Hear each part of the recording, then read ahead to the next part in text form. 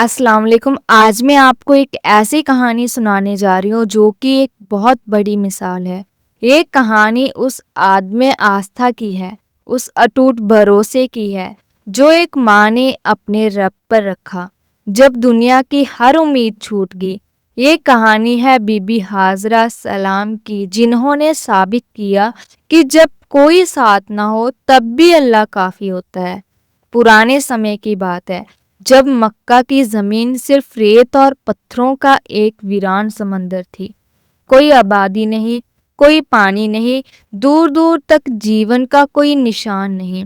اسی بنجر زمین پر اللہ کے حکم سے پیغمبر ابراہیم علیہ السلام اپنی پتنی ہاجرہ اور اپنے دودھ پیتے بیٹے اسماعیل علیہ السلام کو چھوڑ کر جانے لگے۔ بی بی ہاجرہ نے دیکھا کہ پیغمبر ابراہیم علیہ السلام انہیں اور ان کے معصوم بیٹے کو اس سنسان وادی میں اکیلا چھوڑ کر جا رہے ہیں۔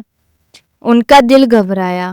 انہوں نے آواز دی، اے ابراہیم، آپ ہمیں اس ویران جگہ میں کس کے بھروسے چھوڑ کر جا رہے ہیں؟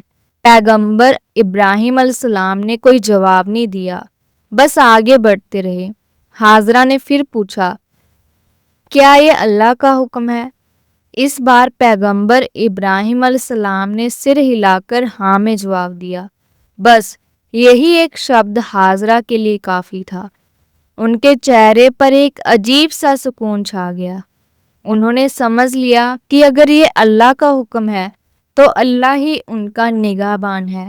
انہوں نے کہا، اگر یہ اللہ کا حکم ہے تو وہ ہمیں ضائع نہیں کریں گے۔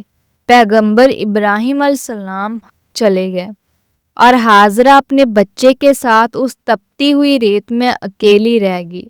کچھ دنوں تک ان کے پاس جو تھوڑا بہت پانی اور کھجور تھے انہوں نے اسی سے گزارا کیا، لیکن جلد ہی وہ بھی ختم ہو گیا۔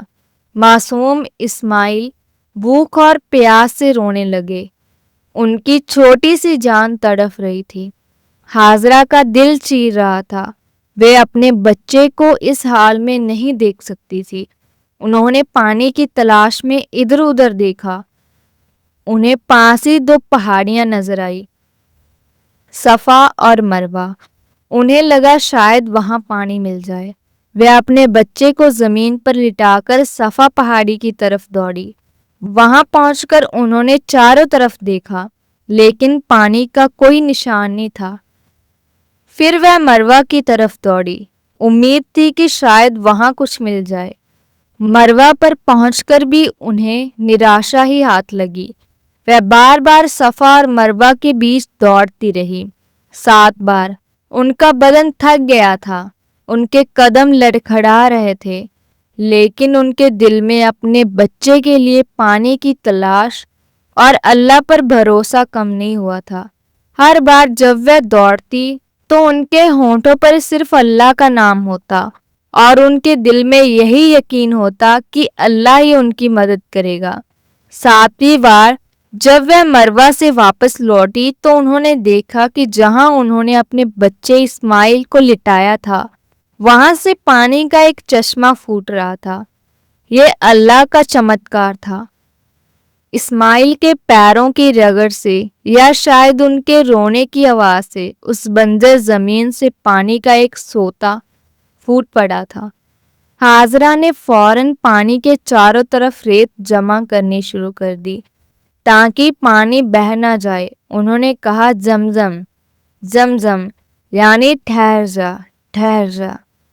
وہ پانی پی کر اور اپنے بچے کو پلا کر سکون محسوس کرنے لگی۔ یہ پانی صرف ان کی پیاس ہی نہیں بجھاتا تھا بلکہ ان کی روح کو بھی تسلی دیتا تھا۔ انہوں نے سمجھ لیا کہ جب انسان اکیلا پڑ جاتا ہے تب اسے لگتا ہے کہ اب کوئی ساتھ نہیں ہے، تب اللہ ہی اس کا سب سے بڑا سہارا ہوتا ہے، اللہ ہی کافی ہوتا ہے۔ اس واقعے کے بعد اس جگہ پر دھیرے دھیرے لوگ بسنے لگے کیونکہ وہاں پانی تھا۔ آج وہی جگہ مکہ مکرمہ ہے اور وہی جمجم کا کنواں لاکھوں حاجیوں اور زائرینوں کی پیاس بجھاتا ہے۔ بی بی ہاجرہ علیہ السلام کی یہ کہانی ہمیں سکھاتی ہے کہ مشکل سے مشکل حالات میں بھی ہمیں اللہ پر اپنا بھروسہ نہیں کھونا چاہیے، کیونکہ وہی سب سے بڑا مددگار اور نگہبان ہے۔ اللہ حافظ۔